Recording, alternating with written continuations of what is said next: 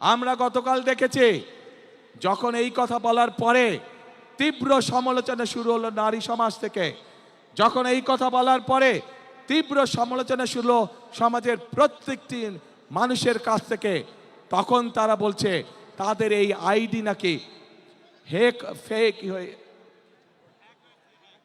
ID hack হয়ে গিয়েছিল। প্রিয় ভাই বোনেরা, এই বিষয়ে যারা বিশেষজ্ঞ তারা পরিষ্কারভাবে বিভিন্নভাবে বলেছে যে আইডি এইভাবে হ্যাক হতে পারে না। একটি রাজনৈতিক দলের একজন সিনিয়র নেতা জনগণের সামনে নির্বাচনের আগে এইভাবে মিথ্যা কথা বলছে, দলটি পর্যন্ত মিথ্যা কথা বলছে তাদের আইডি বলে হ্যাক হয়ে গিয়েছিল, অথচ আইডি হ্যাক হয়নি তাদের। ভালো আছেন আপনারা? আচ্ছা, আলহামদুলিল্লাহ। প্রিয় ভাই বোনেরা, আজকে আমরা এখানে সকলে একত্রিত হয়েছি নির্বাচন উপলক্ষে। আগামী 12 তারিখে যে দেশের সাধারণ নির্বাচন, সেই নির্বাচন উপলক্ষে আজকে বিএনপি বা ধানের শীষের একটি নির্বাচনী জনসভা। প্রিয় ভাই বোনেরা, আমরা বাংলাদেশ জাতীয়তাবাদী দল বিএনপি আমরা বিশ্বাস করি যে শুধু কথাল ফুলঝুরি নয়, বরং দেশকে আমাদেরকে সামনের দিকে নিতে হবে ভবিষ্যতে। আমরা বিগত 15-16 বছর বহু আন্দোলন করেছি, বহু সংগ্রাম করেছি এবং এর ভেতরে আমাদের বহু নেতাকর্মী গুম খুন হত্যার শিকার হয়েছে। বহু হাজার হাজার লক্ষ লক্ষ নেতাকর্মী, বিএনপি সহ বিভিন্ন রাজনৈতিক দলের নেতাকর্মীরা গায়েবী মামলার অত্যাচার নির্যাতনের শিকার হয়েছে। তারপরেও বাংলাদেশের মানুষ 2024 সালের সেই জুলাই আগস্ট মাসে দল মত নির্বিশেষে সকলের রাজপথে নেমে এসে বাংলাদেশের স্বৈরাচারকে এই দেশ থেকে বিদায় করেছিল। প্রিয় ভাই বোনেরা, বিগত 16 বছর ধরে বাংলাদেশের মানুষ তার রাজনৈতিক অর্থাৎ ভোটের অধিকার প্রয়োগ করতে পারেনি। বাংলাদেশের মানুষ বিগত 16 বছর ধরে তার মতামতের ভিত্তিতে তার প্রতিনিধি নির্বাচন করতে পারেনি। শুধু সেটি জাতীয় নির্বাচনের ক্ষেত্রে নয়, এমনকি সেটি লোকাল নির্বাচনের ক্ষেত্রেও একই ঘটনা দেখা গিয়েছে। বাংলাদেশের মানুষ গত 16 বছর ধরে স্বৈরাচার সময় তাদের মনের অভিব্যক্তি প্রকাশ করতে পারেনি।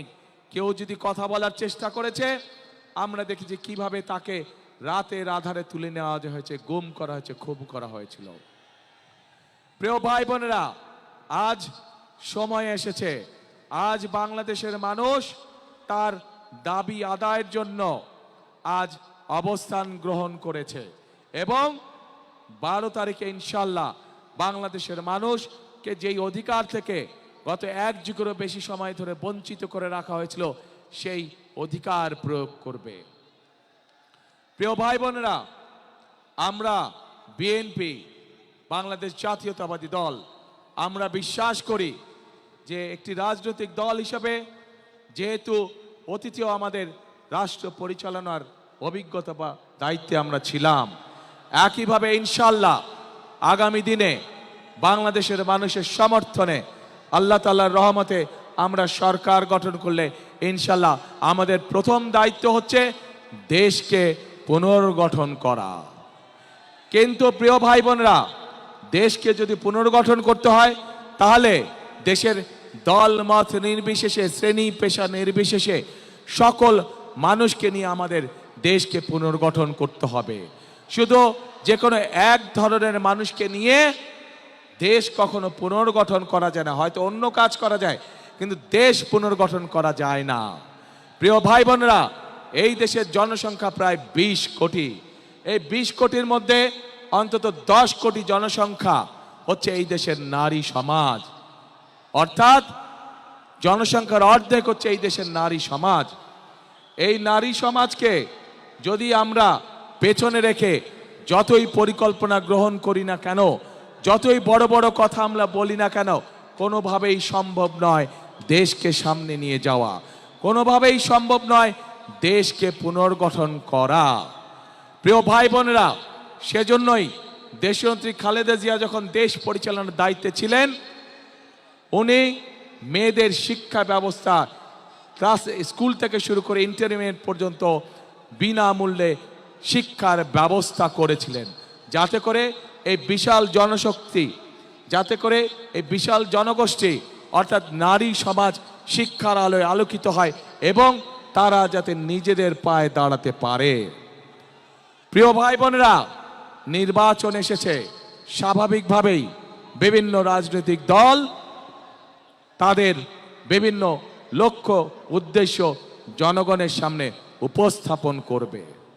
কিন্তু আমরা দেখছি একটি রাজনৈতিক দল, এই যে বাংলাদেশের অর্ধেক গোষ্ঠী নারী গোষ্ঠী, যে তাদের সম্পর্কে আমরা দেখেছি কিভাবে তাদেরকে ঘরের মধ্যে আটকিয়ে রাখতে চায়, সেই কথা তারা বলেছে। আমরা দেখেছি একটি রাজনৈতিক দলের একজন নেতা পরিষ্কারভাবে বলে দিয়েছে যে তারা কোনোভাবেই নারীর নেতৃত্বে বিশ্বাস করে না।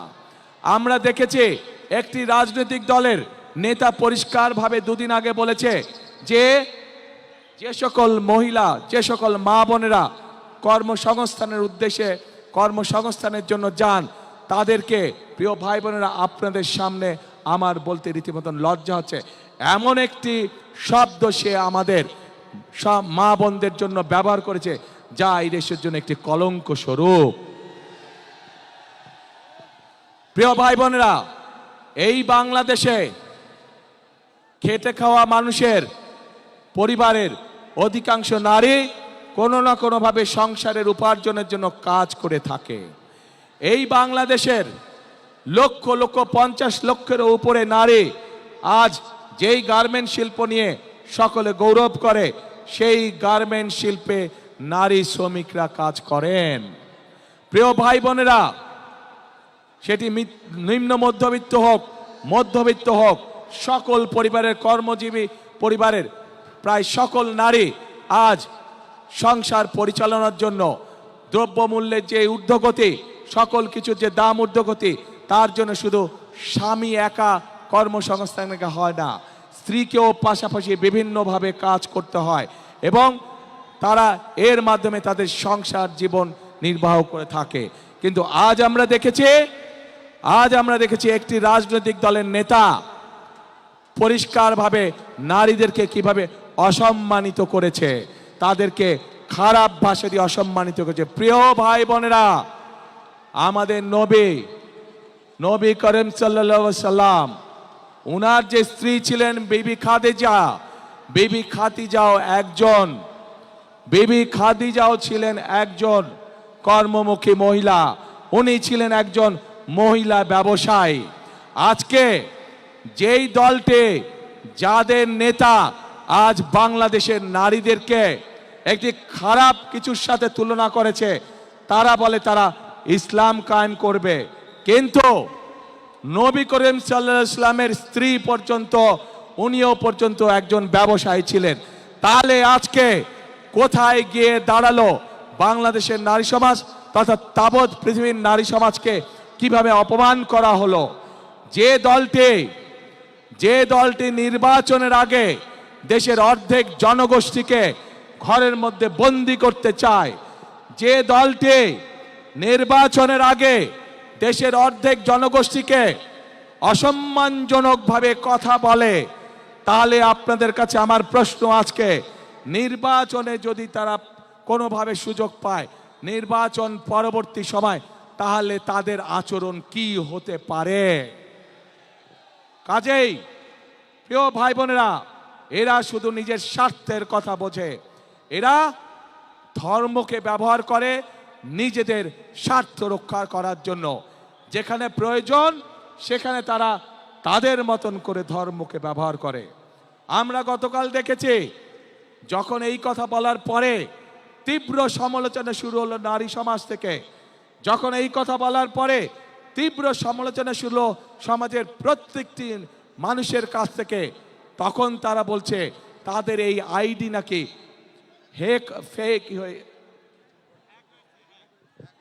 হ্যাক হয়ে গিয়েছিল। প্রিয় ভাই বোনেরা, এই বিষয়ে যারা বিশেষজ্ঞ তারা পরিষ্কারভাবে বিভিন্নভাবে বলেছে যে আইডি এইভাবে হ্যাক হতে পারে না। একটি রাজনৈতিক দলের একজন সিনিয়র নেতা জনগণের সামনে নির্বাচনের আগে এইভাবে মিথ্যা কথা বলছে, দলটি পর্যন্ত মিথ্যা কথা বলছে তাদের আইডি বলে হ্যাক হয়ে গেছিল, অথচ আইডি হ্যাক হয়নি তাদের। কাজেই এরা নির্বাচনের আগে নিজেদের স্বার্থ সিদ্ধির জন্য মানুষের সামনে মিথ্যা কথা তুলে ধরছে, মিথ্যা কথা তারা বলছে। এদের একটাই পরিচয়, এরা মিথ্যাবাদী। এরা নিজেদের প্রয়োজনে নিজেদের স্বার্থেরা মিথ্যা কথা বলে। যারা মিথ্যা কথা বলে, হাজারো লক্ষ কোটি মানুষের সামনে যারা মিথ্যা কথা বলে, যারা বিশেষজ্ঞদের মুখের উপরে মিথ্যা কথা বলে, এরা আর যাই হোক এরা দেশ দরদি হতে পারে না। এরা আর যাই হোক এরা কখনো মানুষের দরদি হতে পারে না। এরা আর যাই হোক এরা কখনো জনদরদি হতে পারে না। এদের দরদ শুধু এদের নিজেদের লক্ষ্যের জন্য, এদের দরদ শুধু এদের নিজেদের উদ্দেশ্যের জন্য। এবং সেই জন্যই প্রিয় ভাই বোনেরা, আমরা যেহেতু বিশ্বাস করি এই বিপুল অর্ধেক জনগোষ্ঠীকে পিছনে রেখে কোনোভাবেই দেশের উন্নয়ন করা সম্ভব নয়, সেজন্যই আমরা বলেছি ইনশাল্লাহ আপনাদের দয়া আল্লাহর রহমতে বিএনপি সরকার গঠন করলে বাংলাদেশের প্রত্যেকটি গৃহিণীর কাছে, প্রত্যেকটি মায়ের কাছে আমরা ফ্যামিলি কার্ড পৌঁছে দিব। যেই ফ্যামিলি কার্ডের মাধ্যমে আমরা দেশের নারী সমাজকে ধীরে ধীরে স্বাবলম্বী করে গড়ে তুলতে চাই, যাতে করে এই নারী সমাজ কারো প্রতি মুখাপেক্ষী হয়ে তা না থাকতে হয়, যাতে করে তারা নিজেদের পায়ে নিজেদের দাঁড়িয়ে যেতে পারে। আজকে বাংলাদেশের তাবৎ মা বোনদেরকে বলবো আমি, যারা আপনাদেরকে এইভাবে অপমানিত করে তাদেরকে আপনারা কিভাবে জবাব দেবেন, আজ সেই সিদ্ধান্ত নেবার সময় এসেছে। প্রিয় ভাই বোনেরা, শুধু তাই নয়, চিন্তা করে দেখুন তাদের দলেও কিন্তু নারী কর্মী আছে। আজ তাদের দলের নারী কর্মীতে আমাদের প্রশ্ন, আপনারাও তো ঘর থেকে বের হয়ে দলের কাজে যাচ্ছেন, ঘর থেকে বের হয়ে যে নারী কাজে যায় তাকে আপনাদের নেতা কিসের সাথে তুলনা করেছে চিন্তা করে দেখুন। তাহলে আমাদের প্রশ্ন, ওই দলের যারা নারী সদস্য আছে তাহলে তাদের প্রকৃতি পরিচয় কি? তাদের নেতার বক্তব্য অনুযায়ী তাহলে তাদের প্রকৃতি পরিচয় কে? যেই দলের নেতা নিজের দলের নারী কর্মীদেরকে এইভাবে অপদস্থ অপমানিত করতে পারে, সেই দলের নেতা যদি সুযোগ পায় তাহলে বাংলাদেশের সাধারণ নারীদেরকে, সাধারণ মা বোনদেরকে তারা কিভাবে অপদস্থ অপমানিত করবে, যার অবশ্য উদাহরণ আমরা 1971 সালেই দেখেছিলাম। এই দেশের লক্ষ লক্ষ মা বোনদেরকে অসম্মানিত করেছিল এই দলটির পূর্বসূরি নেতৃবৃন্দ। কাজেই যাদের কাছে মানুষের কোনো মূল্যায়ন নেই, যাদের কাছে মানুষের কোনো আত্মসম্মান বোধ নেই, তাদের কাছে কখনো দেশ নিরাপদ হতে পারে না, তাদের কাছে কখনো দেশের মানুষ নিরাপদ হতে পারে না, নারী পুরুষ নির্বিশেষে। প্রিয় ভাই বোনেরা, আজ এই খুলনা সহ, সাতক্ষীরা সহ, বাগেরহাট সহ এই বিশাল অঞ্চলে আজ বহু সমস্যা আছে। যেমন এই খুলনা ছিল এক সময় শিল্প নগরী, কিন্তু আমরা দেখছি গ্যাস সহ বিভিন্ন কারণে আজ এই শিল্প নগরী প্রায় মৃত নগরীতে পরিণত হয়েছে, শিল্প মৃত নগরী। আমরা চাই ইনশাআল্লাহ বিএনপি আগামী 13 তারিখে সরকার গঠন করলে এই শিল্প নগরীকে আবার জীবিত শিল্প নগরীতে আমরা পরিণত করতে চাই,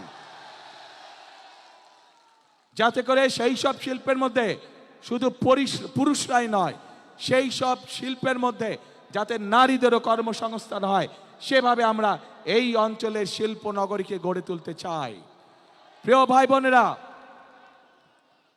ভাই বোনেরা, আমরা এইখানকার তরুণ সমাজের সদস্য যারা আছে, যুব সমাজের সদস্য যারা আছে, বিশেষ করে যারা আইটিতে কাজ করেন, তাদের জন্য এখানে গড়ে তুলতে চাই আইটি পার্ক সহ আরো ফ্যাসিলিটি, যার মাধ্যমে তারা তাদের কর্মসংস্থানের ব্যবস্থা করতে পারবে। প্রিয় ভাই বোনেরা, কৃষক এমন একটি পেশা যা বাংলাদেশের সারা বাংলাদেশে গ্রামে গঞ্জে ছড়িয়ে আছে। এই খুলনা সহ বাগেরহাট সহ সাতক্ষীরা এই 3 জেলার মধ্যে আমাদের লক্ষ কোটি কৃষক রয়ে গিয়েছে, কিন্তু এই কৃষক ভাইরা বিভিন্ন রকম সমস্যার মধ্যে রয়েছে। আমরা সেই জন্য কৃষক ভাইদের পাশে আমরা মা বোনদের হাতে, গৃহিণীদের হাতে যেমন ফ্যামিলি কার্ড পৌঁছে দিতে যাই, ঠিক একইভাবে আমরা কৃষক ভাইদের কাছেও কৃষি কার্ড পৌঁছে দিতে চাই। শুধু কৃষি কার্ড না, এই কৃষি কার্ডের মাধ্যমে যেমন তার ঋণ পেতে সুবিধা হবে, এই কৃষি কার্ডের মাধ্যমে সেই কৃষক ভাইয়ের হাতে আমরা যেমন প্রয়োজনীয় কীটনাশক, বীজ, সার পৌঁছে দেব। একইভাবে আমরা সিদ্ধান্ত গ্রহণ করেছি যে সকল কৃষক ভাইদের এই বর্তমানে এই মুহূর্তে 10,000 টাকা পর্যন্ত কৃষি ঋণ আছে, সেই ঋণ ইনশাল্লাহ সুদ সহ আমরা মওকুফ করব। প্রিয় ভাই বোনেরা, আজ দেশকে গড়ার সময় হয়েছে, দেশকে আমাদের পুনর্গঠন করতে হবে। এই যে লক্ষ মানুষ আজ এখানে উপস্থিত হয়েছেন, এই দেশ যদি ঠিক থাকে, এই দেশকে যদি আমরা পুনর্গঠন করতে পারি, দেশে বেকারদের কর্মসংস্থান করতে পারি, দেশের নারীদেরকে স্বাবলম্বী করে গড়ে তুলতে পারি, দেশের শিক্ষার্থীদের সঠিক শিক্ষার ব্যবস্থা আমরা তৈরি করতে পারি, দেশের মানুষের চিকিৎসা ব্যবস্থা যদি আমরা তৈরি করতে পারি, তাহলেই একমাত্র সম্ভব আমাদের সেই প্রত্যাশিত বাংলাদেশকে গড়ে তোলা। যেই প্রত্যাশিত বাংলাদেশের স্বপ্ন এখানে উপস্থিত প্রত্যেকটি মানুষের চোখে মুখে রয়েছে। আজান দিচ্ছে না, আজানটা শেষ হচ্ছে। প্রিয় ভাই বোনেরা, আজানটা দিচ্ছে, 1 মিনিট, আজানের পরে আমি আবার বলছি। প্রিয় ভাই বোনেরা, এই বাংলাদেশকে যুদ্ধ করে স্বাধীন করেছিল 1971 সালের মুক্তিযোদ্ধারা। স্বাধীনতাকে রক্ষা করা হয়েছিল, স্বাধীনতাকে অর্জন করা হয়েছিল। ঠিক একইভাবে 2024 সালের 5ই আগস্ট ছাত্র জনতার অভ্যুত্থানের মাধ্যমে সেই স্বাধীনতাকে আবার রক্ষা করা হয়েছে। প্রিয় ভাই বোনেরা, 1971 সালের যুদ্ধ পরবর্তীতে বিভিন্ন সময় গণতন্ত্র সংগ্রামের যুদ্ধে, একইভাবে 2024 সালের গণ অভ্যুত্থানের সময় আমরা কি কেউ কারো ধর্ম বর্ণ দেখেছিলাম? আমরা কোনো ধর্ম বর্ণ দেখিনি। কে মুসলমান, কে হিন্দু, কে বৌদ্ধ, কে খ্রিস্টান, আমরা এটি দেখিনি। আমরা শুধু দেখেছিলাম গণতন্ত্রের পক্ষে, মানুষের অধিকারের পক্ষে কারা লড়াই করার জন্য রাজপথে নেমে এসেছে। প্রিয় ভাই বোনেরা, এই দেশে শত হাজার বছর ধরে প্রত্যেকটি ধর্মের মানুষ শান্তিতে বসবাস করেছে। আমরা চাই, বিএনপির লক্ষ্য এবং বিএনপির উদ্দেশ্য হচ্ছে আমরা সকল ধর্মের মানুষকে সাথে নিয়ে শান্তিতে বসবাস করতে চাই। আমরা সকল ধর্মের মানুষকে সাথে নিয়ে আমাদের কাঙ্ক্ষিত বাংলাদেশ গড়ে তুলতে চাই, যে বাংলাদেশে প্রত্যেকটি মানুষের বিবেচনা হবে, প্রত্যেকটি মানুষকে বিবেচনা করা হবে তার যোগ্যতার ভিত্তিতে, তার মেধার ভিত্তিতে তাকে বিবেচনা করা হবে। প্রিয় ভাই বোনেরা, সেজন্যই একটি বৈষম্যহীন একটি বাংলাদেশ গড়ে তুলতে চাই। কিন্তু এই বাংলাদেশকে যদি গড়ে তুলতে হয়, তাহলে অবশ্যই আমাদের সকলকে পরিশ্রম করতে হবে, আমাদের সকলকে ঐক্যবদ্ধ থাকতে হবে। প্রিয় ভাই বোনেরা, বহু আত্মত্যাগের বিনিময় আজকে যে আমাদের রাজনৈতিক অধিকার, যেই অধিকারের জন্য বিগত 1 যুগেরও বেশি সময় ধরে বহু মানুষ গুম খুনের শিকার হয়েছে, বহু মানুষ অত্যাচার নির্যাতনের শিকার হয়েছে, সেই অধিকার বাস্তবায়িত হতে যাচ্ছে আগামী ইনশাল্লাহ 12 তারিখ। কিন্তু আমরা খেয়াল করছি, একটি মহল বলার চেষ্টা করছে এবার ভোট গণনাতে বলে অনেক সময় লাগবে। শুনেছেন এই কথা আপনারা? প্রিয় ভাই বোনেরা, ষড়যন্ত্র কিন্তু আবার শুরু করেছে। এই যে যাদের কথা বলেছি প্রথমে, যারা জনগণের সামনে সকাল বিকাল মিথ্যে কথা বলছে, যারা দেশের নারী সমাজকে হেয় প্রতিপন্ন করছে, এরাই আবার ষড়যন্ত্র শুরু করেছে বিভিন্নভাবে। কারণ তারা জানে তাদের এইসব কথাবার্তা, তাদের এইসব কাজকর্ম, এইসব ফাঁকি ঝুঁকে মানুষ ধরে ফেলেছে এবং সেজন্যই তারা বিভিন্ন ছল ছাতুরির চেষ্টা করছে। প্রিয় ভাই বোনেরা, আজ তাই এই জনসভায় দাঁড়িয়ে আপনাদের সকলকে বলতে চাই, আপনাদেরকে আজ থেকে সতর্ক থাকতে হবে, সজাগ থাকতে হবে। যে অধিকার আপনি গত 1 যুগ ধরে পাননি, আবার যাতে এই অধিকার কেউ কেড়ে নিয়ে যেতে না পারে, আপনাদের সকলকে সতর্ক থাকতে হবে। দল, মত, ধর্ম, বর্ণ নির্বিশেষে আমাদের সকলকে সতর্ক এবং সজাগ থাকতে হবে। প্রিয় ভাই বোনেরা, আমরা যদি সকলে ঐক্যবদ্ধ থাকি, সকলে যদি আমরা একত্রিত হয়ে থাকি, তাহলে অবশ্যই আমরা আমাদের সেই কাঙ্ক্ষিত বাংলাদেশ গড়ে তুলতে সক্ষম হব। এবং সেই কাঙ্ক্ষিত বাংলাদেশের স্লোগান হবে একটাই। জানেন কি সেই স্লোগান? করব কাজ, কি ভাই? করব কাজ, গর্ব দেশ, সবার আগে বাংলাদেশ। করব কাজ, সবার আগে ইনশাআল্লাহ। প্রিয় ভাই বোনেরা, আসুন আজ এই জনসভায় আমরা প্রতিজ্ঞাবদ্ধ হই যে আপনাদের সামনে অভিজ্ঞতা রয়ে গিয়েছে এবং বর্তমান মুহূর্তে যতগুলি রাজনৈতিক দল আছে তাদের মধ্যে একমাত্র বিএনপির অভিজ্ঞতা আছে দেশ পরিচালনা করার। এবং যেহেতু বিএনপির অভিজ্ঞতা আছে দেশ পরিচালনা করার, একমাত্র বিএনপির পক্ষেই সম্ভব এই বাংলাদেশকে সঠিক পথে পরিচালিত করা। প্রিয় ভাই বোনেরা, দেশকে যদি সঠিক পথে পরিচালিত করতে হয়, দুটো বিষয় আমাদেরকে অত্যন্ত সতর্কভাবে সজাগ দৃষ্টি রাখতে হবে। এক, দেশের আইন শৃঙ্খলা রক্ষা করা, যে কোনো পরিস্থিতিতে দেশের আইন শৃঙ্খলা রক্ষা করা, যেন মানুষ শান্তিতে রাজপথে চলতে পারে, যেন মানুষ শান্তিতে তার ব্যবসা বাণিজ্য করতে পারে, যেন মানুষ শান্তিতে রাতে ঘুম যেতে পারে তার নিজের ঘরে।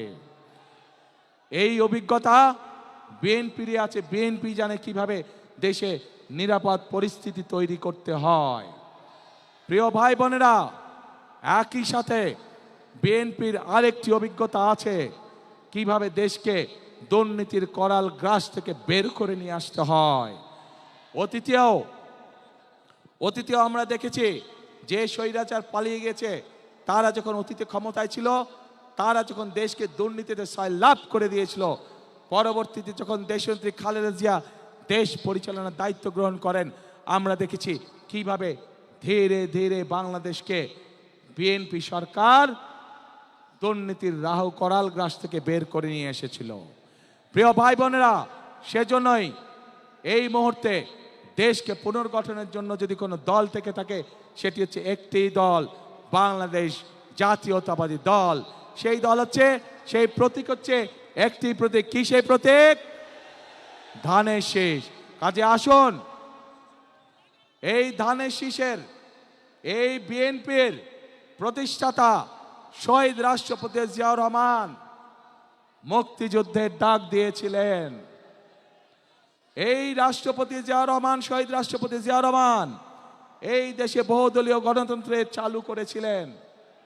এই বিএনপির নেত্রী দেশনেত্রী খালেদা জিয়া এই দেশে সংসদীয় গণতন্ত্র চালু করেছিলেন।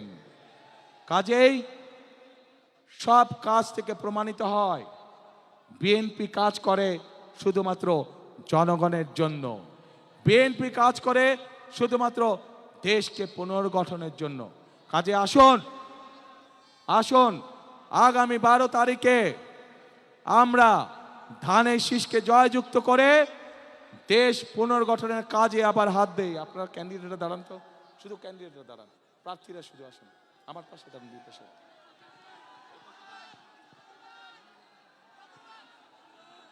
প্রিয় ভাই বোনেরা, এই যে আমার দুই পাশে যেই মানুষগুলোকে ধানের শীষ হাতে দিয়েছে, এদেরকে আপনারা কম বেশি চিনেন।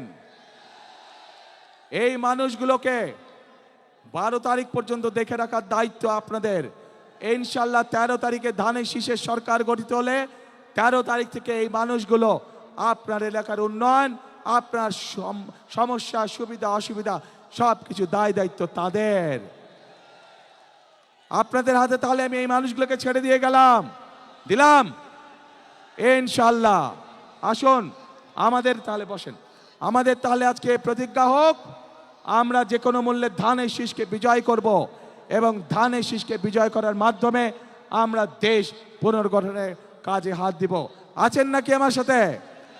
দেশ গঠনে কারা আছেন আমার সাথে? কারা আছেন আমার সাথে দেশ গঠনে? আলহামদুলিল্লাহ, আলহামদুলিল্লাহ। প্রিয় ভাই বোনেরা, আজ তাহলে এখানেই থাকলো। ইনশাল্লাহ নির্বাচনের পরে আবার আপনাদের সাথে মোলাকাত হবে। যেদিন আমরা এই এলাকায় ফ্যামিলি কার্ড দেওয়া শুরু করব, কৃষক কার্ড দেওয়া শুরু করব, যেদিন আমরা এই শিল্পনগরীকে মৃত শিল্পনগরী থেকে জীবিত শিল্পনগরী কাজ শুরু করব, ইনশাল্লাহ সেদিন আবারও এই মাঠে ইনশাল্লাহ আপনাদের সাথে দেখা হবে। আসুন, কাজ একটাই, কথা একটাই, করব কাজ, গর্ব দেশ, সবার আগে বাংলাদেশ। আল্লাহ হাফেজ। বাংলাদেশ জিন্দাবাদ, বাংলাদেশ জাতীয়তাবাদী দল জিন্দাবাদ। আসসালামু আলাইকুম।